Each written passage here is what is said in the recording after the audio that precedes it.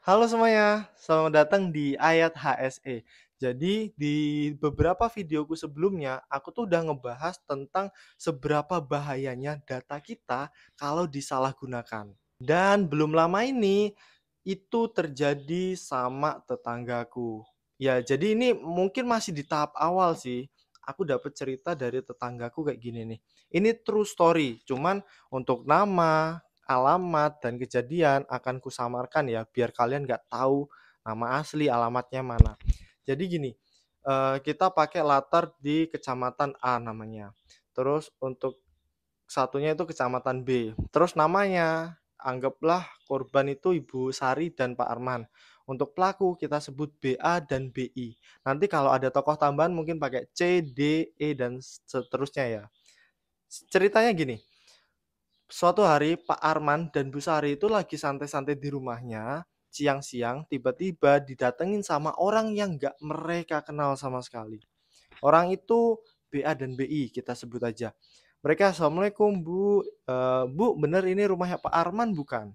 Ibu Sari ngejawab, "Waalaikumsalam, iya Mas ini rumahnya Pak Arman, itu suami saya, gimana ya Mas?" Jadi BA dan BI memperkenalkan diri mereka itu tuh orang yang bisa ngebantu untuk mencairkan dana jam sostek. Oke, dana jam sostek. Terus mereka ya dengan basa-basinya lah. Terus Bu Sari dan Pak Arman menanggapi mereka dan mereka tanya, Mas tuh siapa? Mas dan Mbak tuh siapa? Orang dari mana? Nah, BA dan BI memperkenalkan diri mereka sebagai orang dari kecamatan B, yang dimana kecamatan B ini tetangga kecamatannya A, men.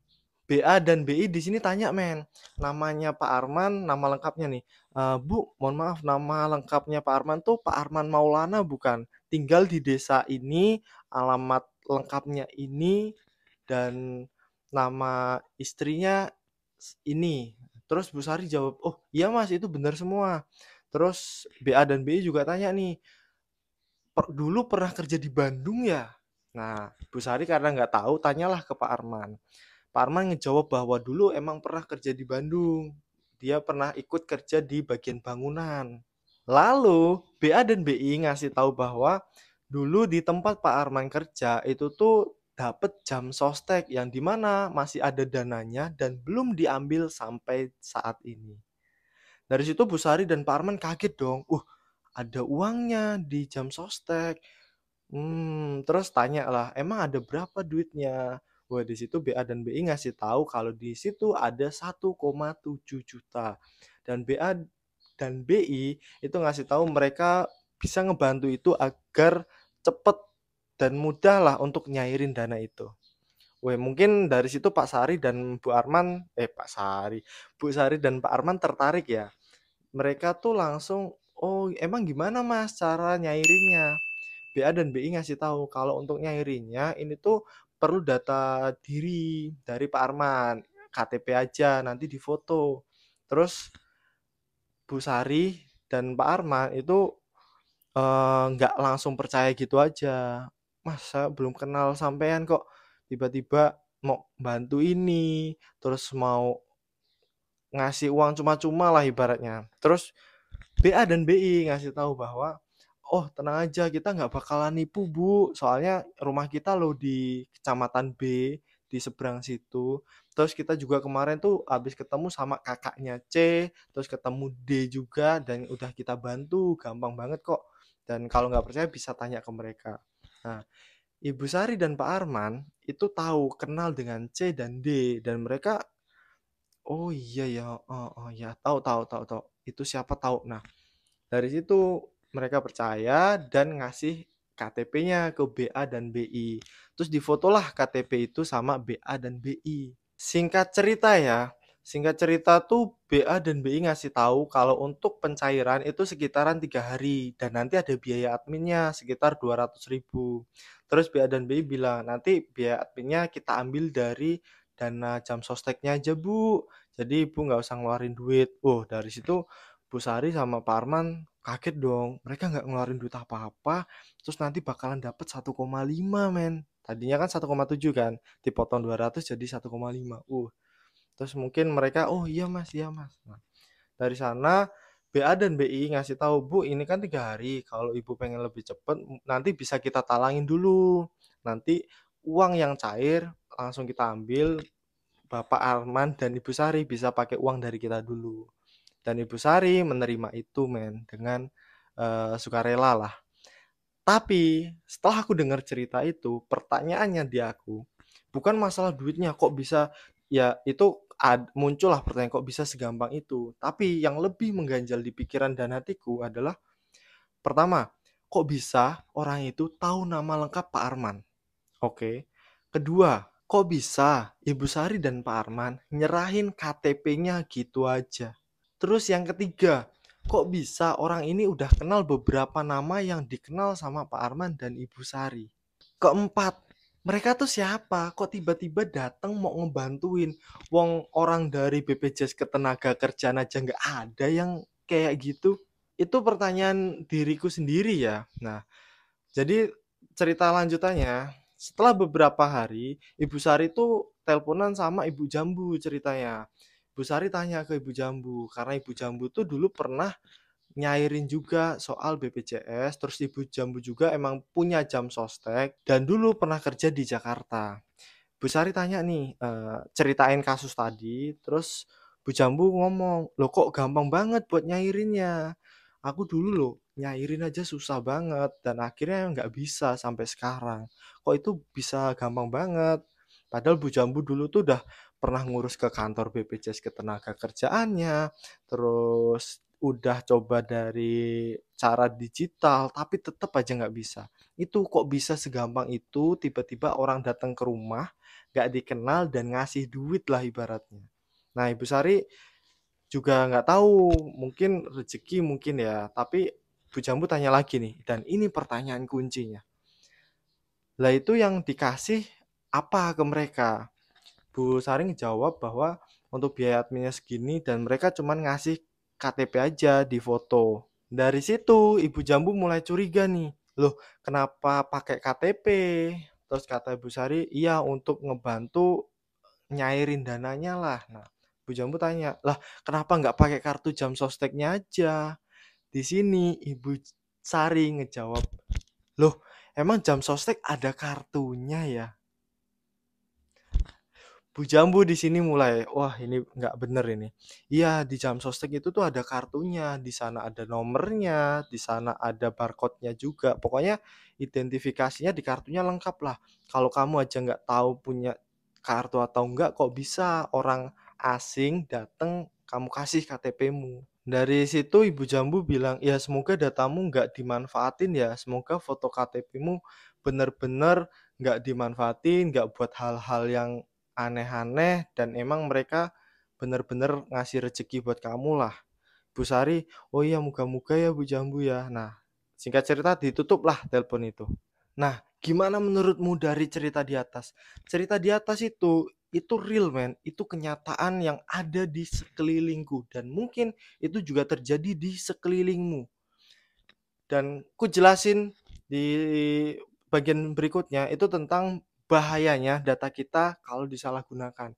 Ada pasal pidananya. Nanti ku jelasin. Tonton sampai selesai, jangan skip videoku biar kamu tahu seberbahaya apa dan semengerikan apa, biar kamu bisa paham dan bisa ngejaga diri. Kita balik lagi nih ke cerita Bu Sari dan Pak Arman. Mereka kira dengan ngasih KTP mereka dapat duit banyak, itu udah beres gitu aja. Mereka mungkin nggak berpikir gimana nanti kalau data mereka disalahgunakan. Ada beberapa hal yang bisa disalahgunakan dari KTP mereka.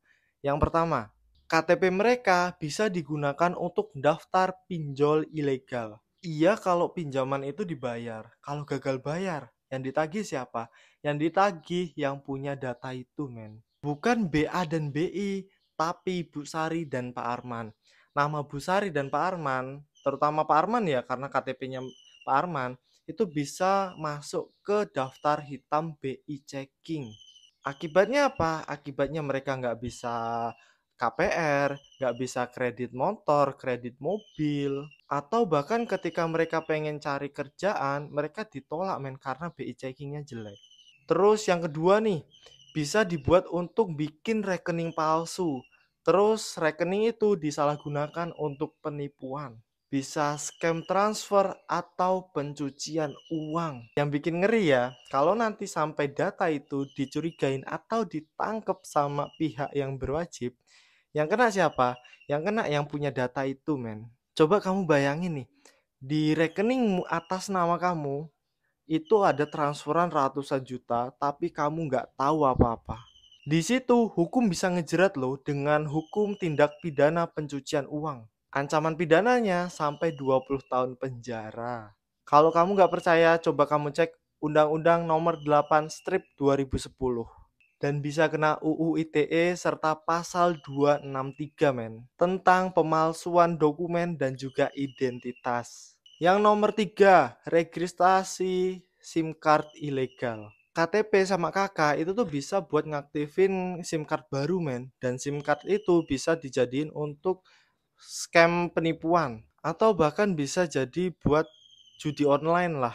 Sampai itu disalahgunakan untuk itu, terus siapa yang disalahin? Ya yang punya data, lagi-lagi Pak Arman. Yang nomor 4, jadi boneka transaksi narkoba atau judi.